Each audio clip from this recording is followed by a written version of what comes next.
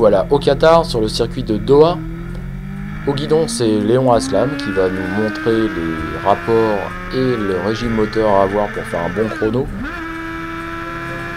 Donc là, il sort des stands très vite pour arriver au premier virage à peu près à la vitesse où il aurait été après son freinage. Un premier virage qui se négocie en secondes.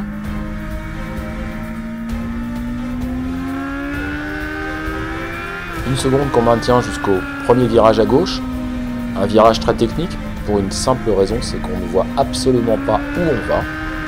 Et en fait, il s'enchaîne tout de suite avec un grand droit en pleine accélération où on va passer la troisième. Une troisième qu'on maintient jusqu'au double droit au bout.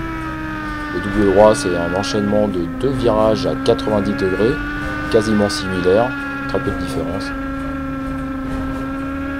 Une petite réaccélération qui nous emmène sur la seule épingle du circuit, une épingle à gauche que lui négocie en première, qu'on peut aussi négocier en seconde. Ça dépend de son feeling, de comment on rentre et où on rentre dans le virage. Un virage à droite qu'on passe en seconde à nouveau. Une seconde qu'on va maintenir dans les enchaînements de ces deux petits virages peu marqués mais finalement peu rapides. Encore une fois, la difficulté c'est d'avoir des repères sur ce circuit. Un virage à gauche un peu plus fermé qui débouche sur une grande courbe à gauche. En pleine accélération, on passe la 3, puis la 4. Pour arriver au bout à repasser la troisième et enchaîner un triple droit. Très technique, puisqu'il n'y a encore une fois pas de repère.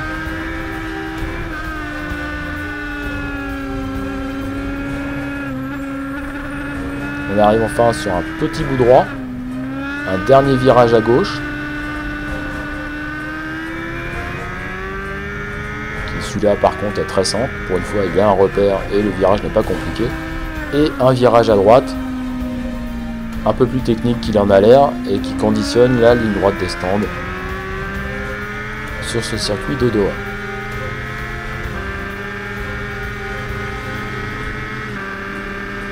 On repasse devant la sortie des stands et c'est fini pour le petit tour du circuit de Doha au Qatar.